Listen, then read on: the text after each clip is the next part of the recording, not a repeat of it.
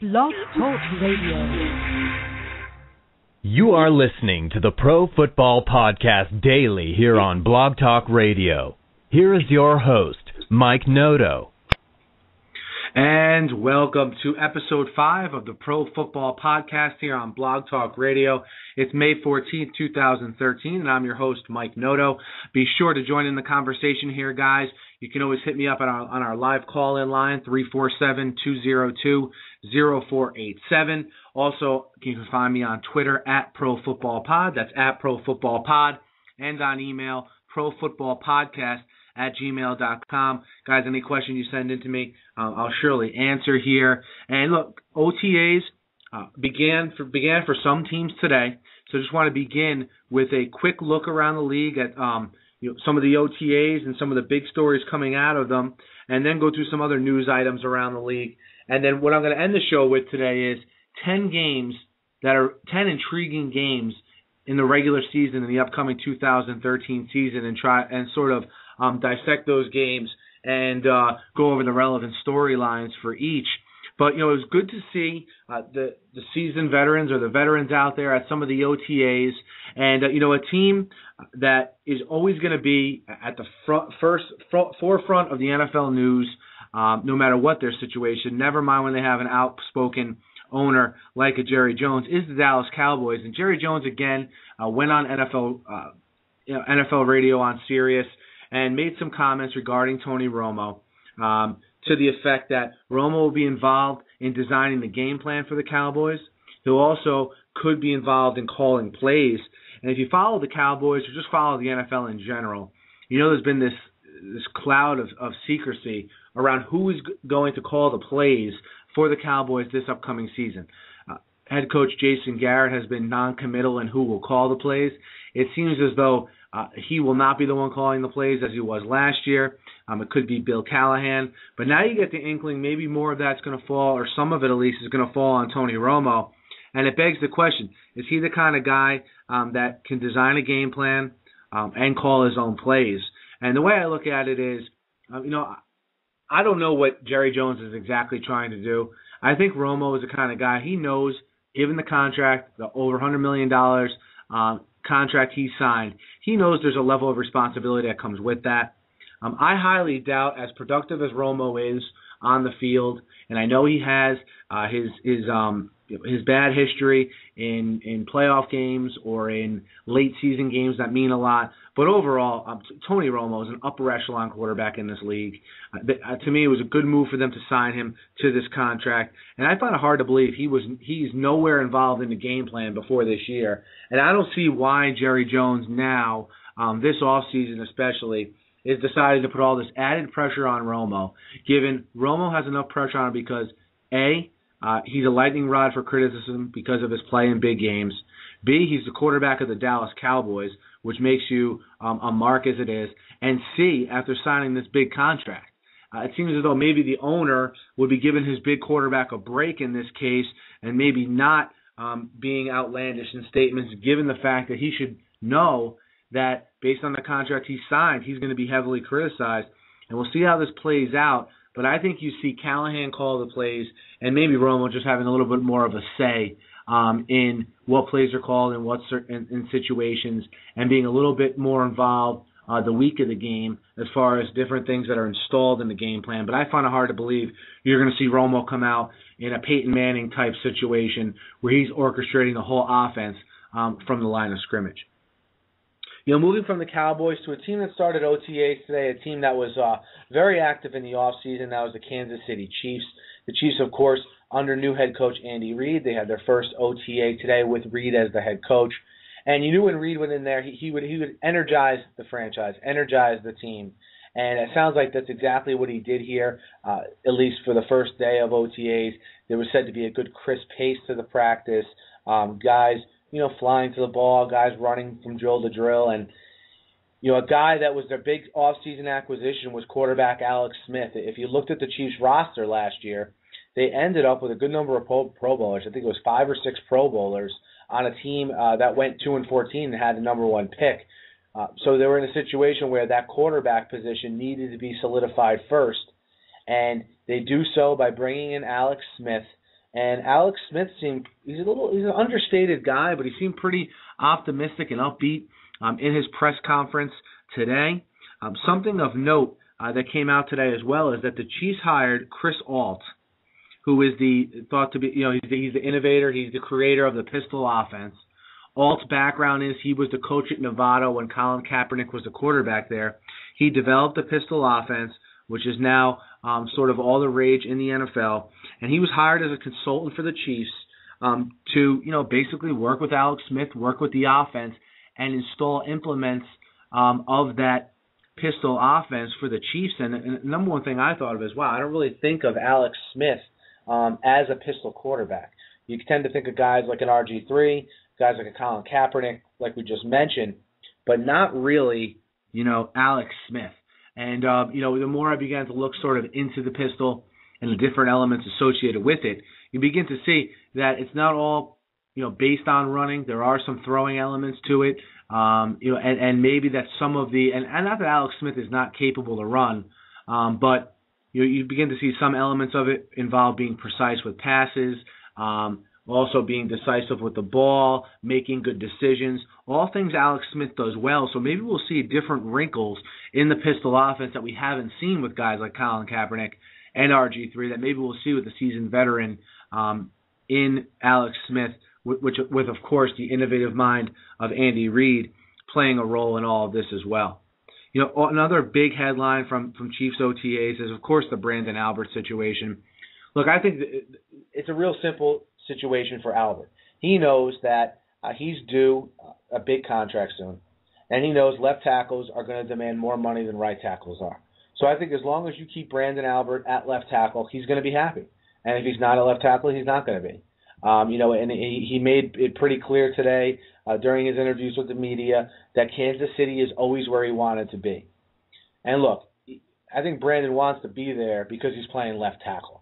If he wasn't playing left tackle, I think the situation would have played out a lot differently. I think Andy Reid is playing the situation smart in his first year as a coach, rather than create this circus around Branden Albert and Eric Fisher, who's going to play left tackle, rather than letting this thing linger. It's already understood Albert's going to play left tackle, Fisher's going to play right tackle, and that's how they're going to go about at least this year. And then they'll assess the Branden Albert situation this offseason in terms of a long-term deal. You wonder what money was on the table for Albert last offseason, when it's been reported that by Scott Pioli himself that Pioli offered him a contract, supposedly a very fair contract according to Pioli.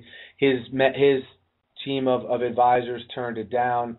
So what does he get now? We'll never know the number that Pioli did offer him, but it'd be interesting to see this Albert situation play out. The Dolphins were a team that, remember, was in the mix for him. They decided not to pursue him. But nonetheless, it'll be interesting to see how this situation plays out. But again, Branden Albert will be happy for now because he'll be at that left tackle position protecting Alex Smith's blind side. Moving from one team with a new head coach to another team with a new head coach to Chicago, with Mark Trestman taking over for Lovie Smith. And, the story with the Bears is always going to be Jay Cutler. He's one of those guys sort of like a Romo, where he's sort of a lightning rod, plays in a big market, and especially this year with Cutler, because he's entering into a contract year. This is his 8th year in the league. He's entering into a contract season, and there's still some debate out there on whether he is that franchise guy that you can build around.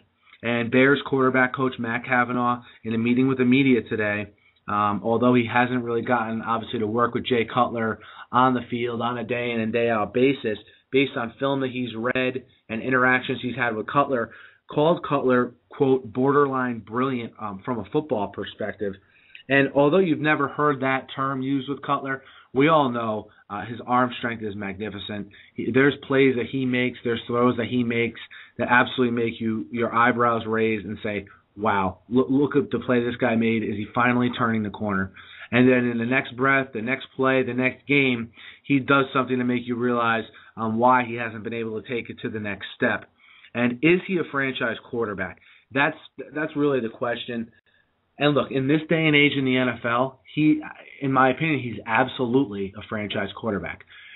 Sometimes we look at a guy like a Romo, would look at a guy like a Cutler and say, well, he hasn't won playoff games, he hasn't done this, he hasn't done that.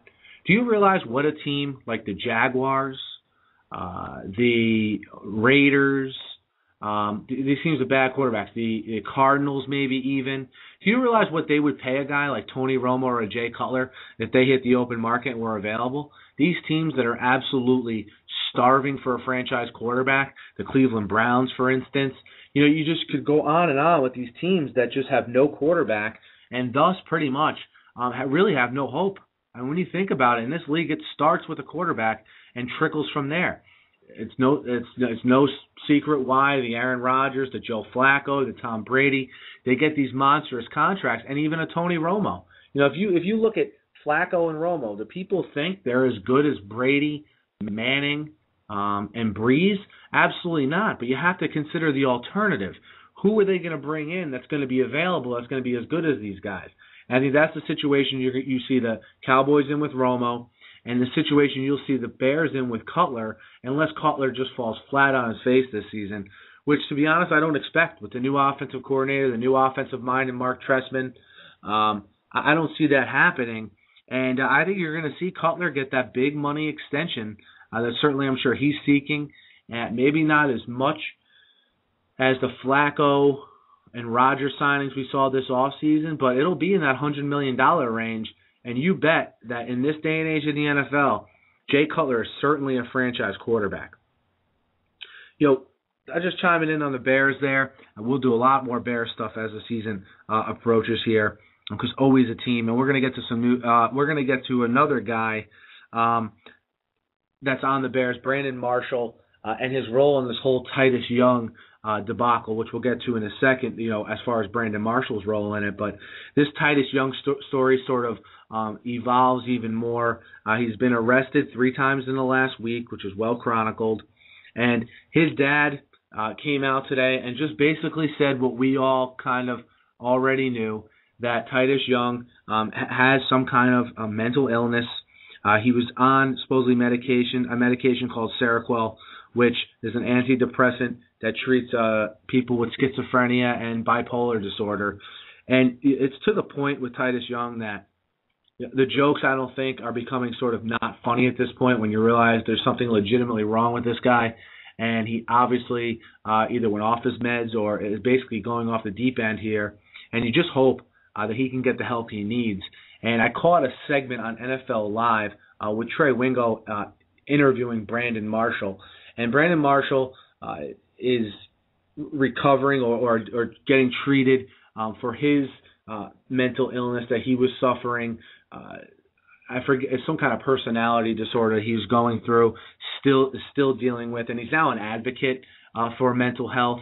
And he brought up some excellent points in that, in today's society, it's so taboo to talk about having a mental illness, and that a lot of times it keeps people from getting, the treatment they need, and also keeps people from, really reaching out and seeking help before, he's speaking to how it shouldn't be after a guy goes off the deep end that they get help for this. We should live in a society where someone needs help, they don't feel intimidated to bring their situation to light, and they get help before it gets to a situation like a Titus Young.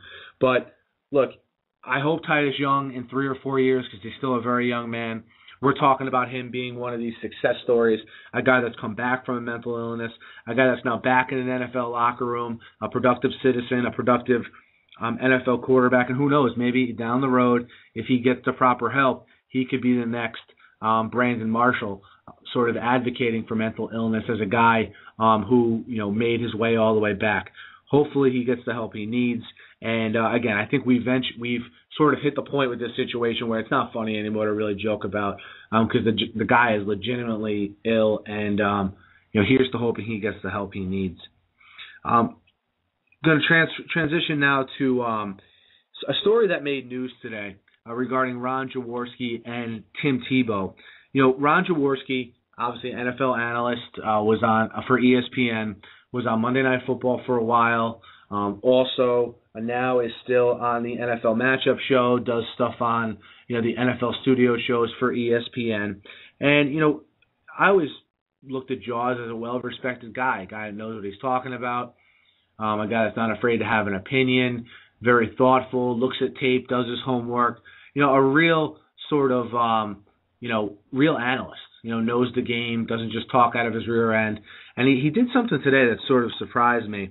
And he made reference to how he reached out to Tim Tebow's people and said that if Tebow decides to play in the Arena League, that he would love Tebow to play for his Philadelphia Soul team.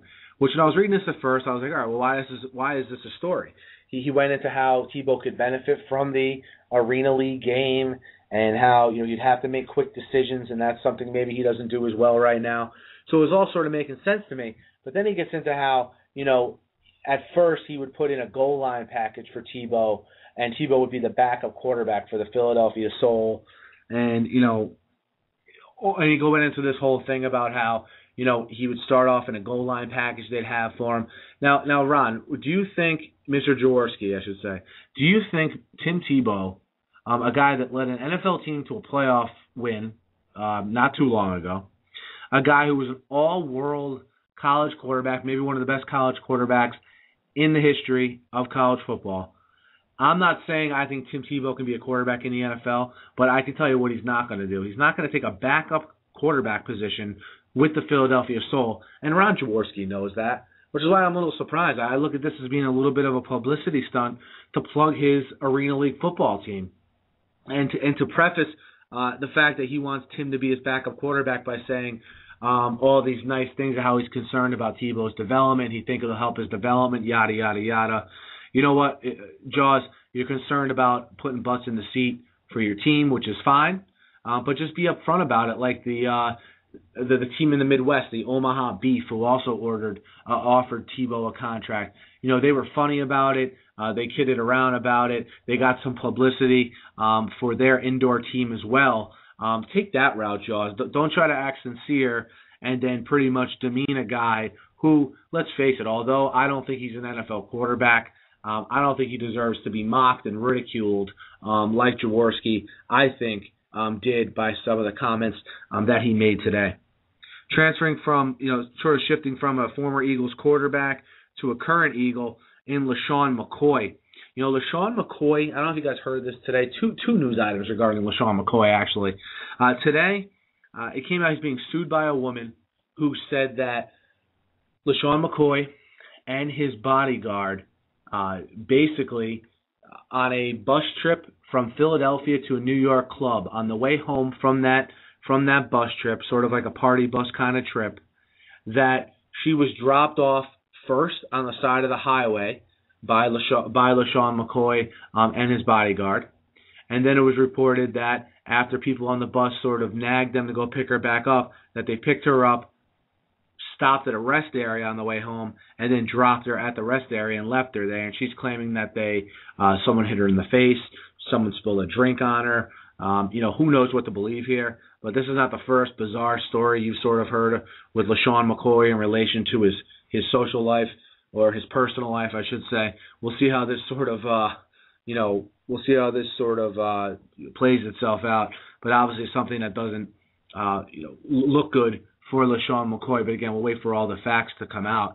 And something I thought was a little bit funnier regarding LeSean McCoy was today it came out that Matt Barkley is the new quarterback for the Eagles, and LeSean McCoy has been referring to him as Mark so far when the two have interacted at the Eagles facility. And I just think that's hilarious, because either LeSean McCoy is joking around, or he just really doesn't really pay attention to the sport of football outside of his little cocoon, because there's some guys I can understand not knowing, but not knowing who Matt Barkley is, legitimately not knowing who he is, calling him by the wrong name because you think his name is Mark.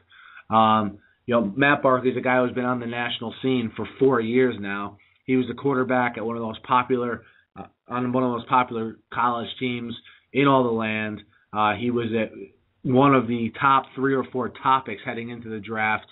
If LeSean McCoy really didn't know who Matt Barkley was, it just shows you sort of the cocoon again that he lives in. Wow, I was just surprised by that. I tend to think maybe it was a joke, that he was calling him Mark for what the joke means and have no idea. But come on, how could he not know Matt Barkley's name?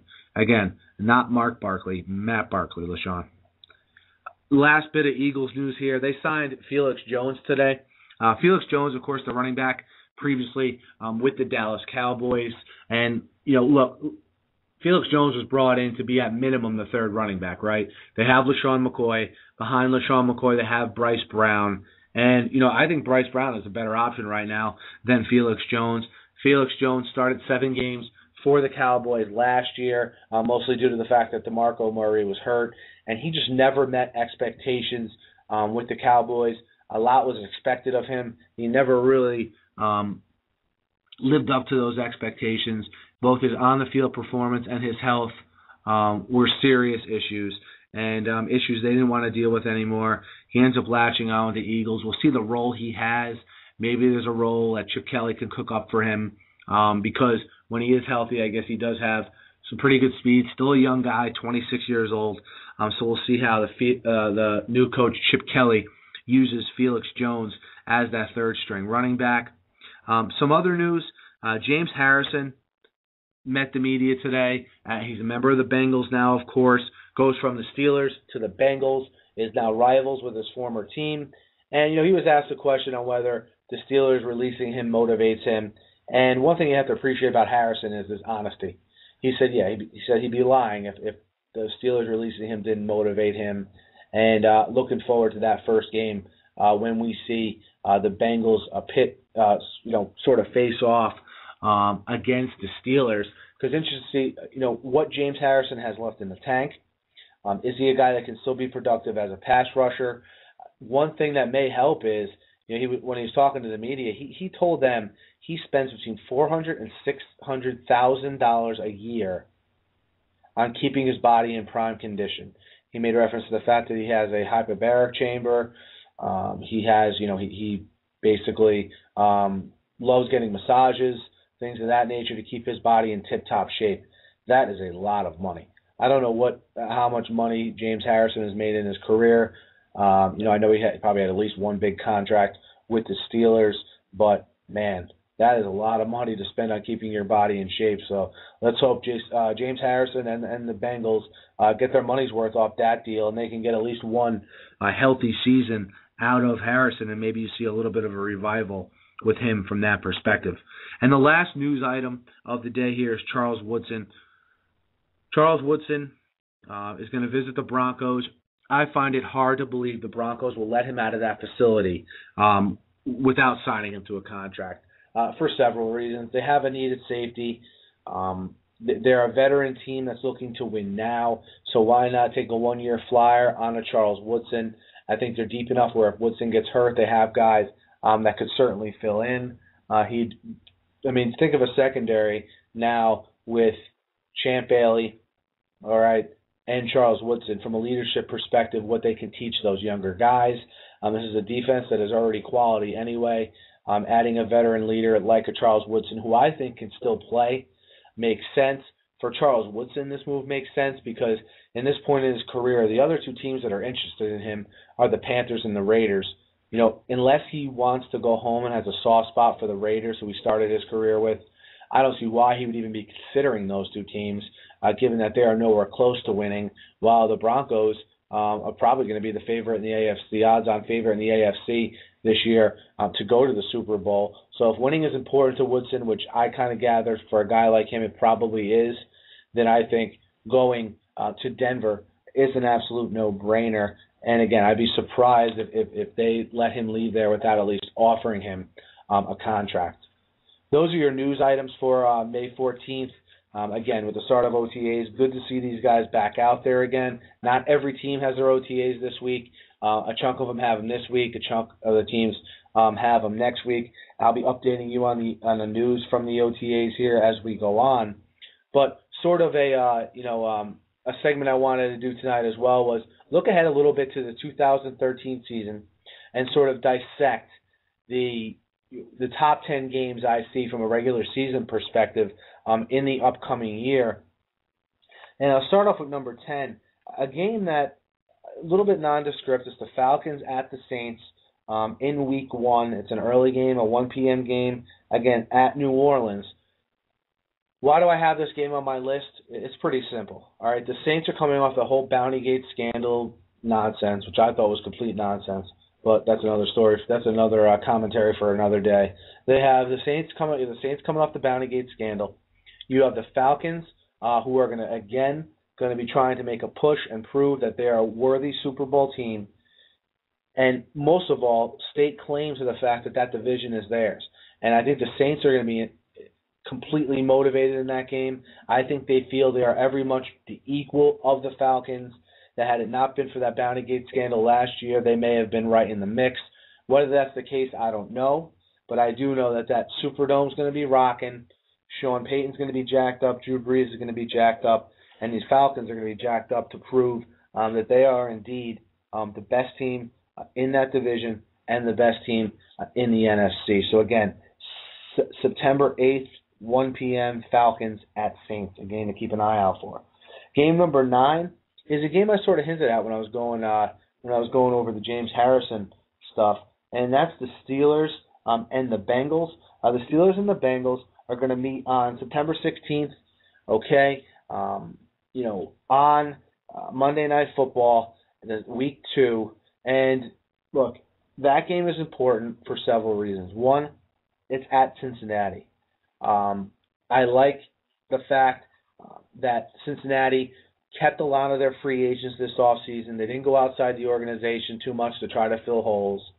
They believe in what they're building there. I can believe they had a strong draft, adding weapons like Tyler Eifert and Gio Bernard to an offense that was already on the rise. And I want to see how they react to the Steelers coming in off of a down year. The first time the Steelers will be on prime time with, I think a little bit more of an edge to them this time, going at Cincinnati, a team that's made the playoffs 2 years in a row.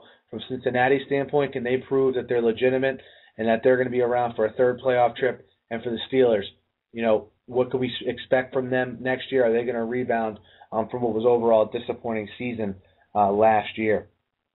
Game number 8 I have is the kickoff game, the Baltimore Ravens versus the Denver Broncos.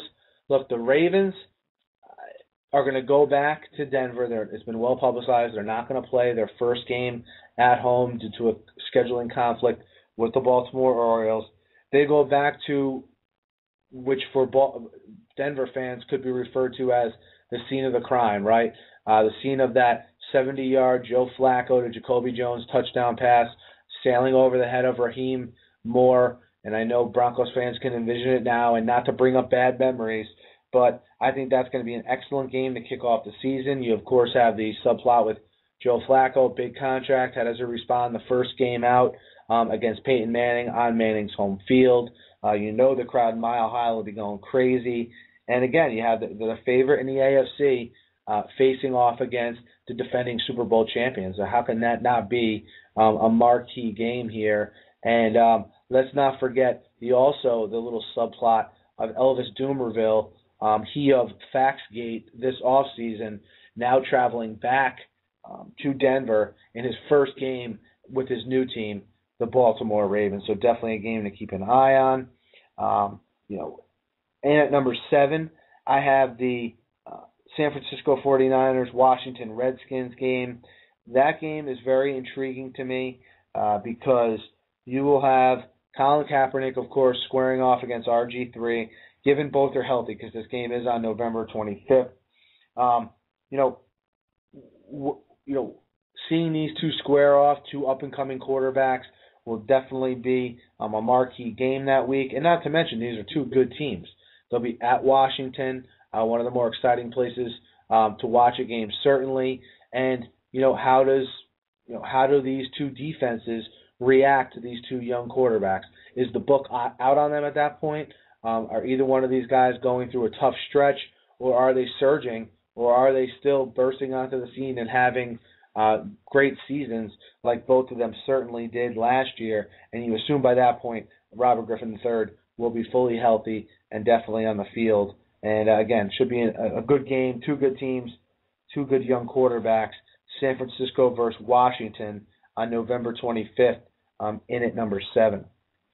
In at number 6, okay, I have the Denver Broncos Denver Bronco New York Giants game. That's a Week 2 game. It's a 4:25 game. And look, why is that game coming in at number 6? You know why. It's Manning versus Manning. Okay, it's Peyton Manning versus Eli Manning. They'll be playing on Eli's home turf there, at the Meadowlands, at the new Meadowlands Stadium, MetLife Stadium, if you will.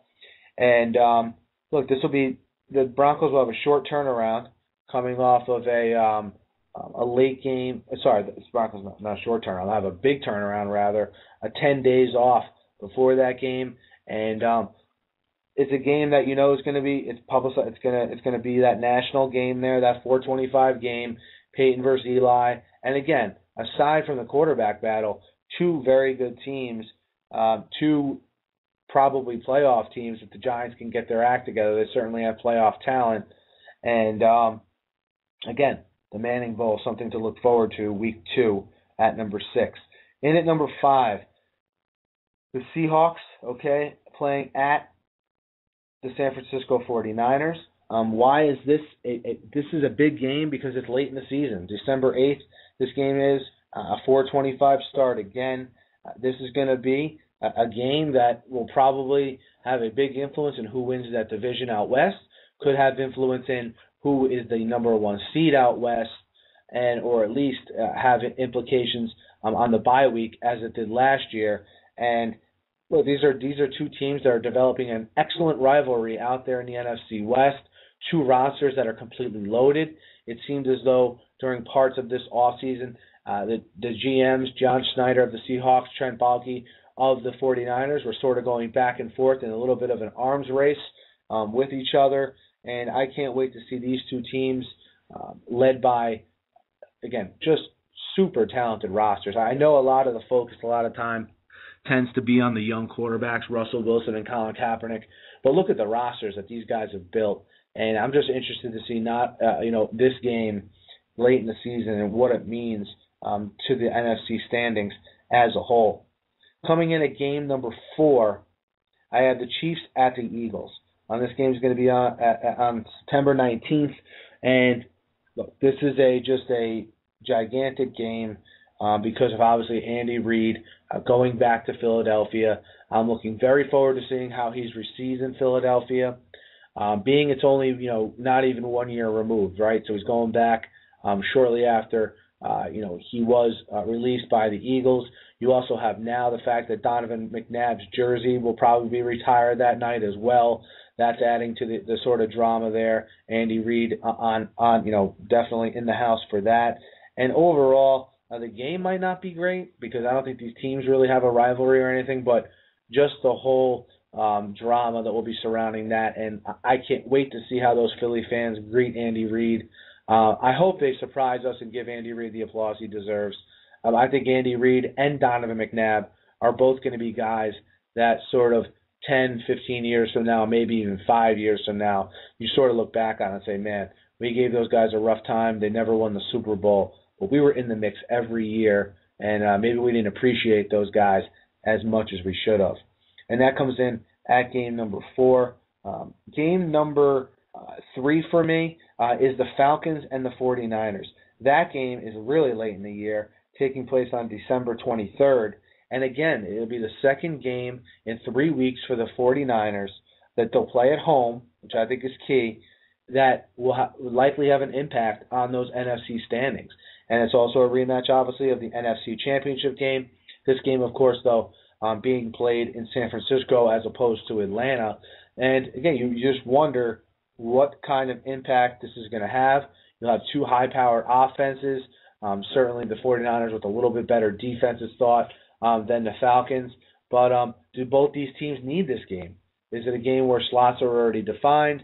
Do either of the teams need the game? If so, if they both need the game and they're both competing for playoff positioning, think about how anticipated that game will be.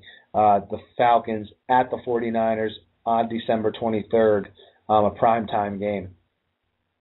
Coming in at number 2, I have the Denver Broncos at the Patriots.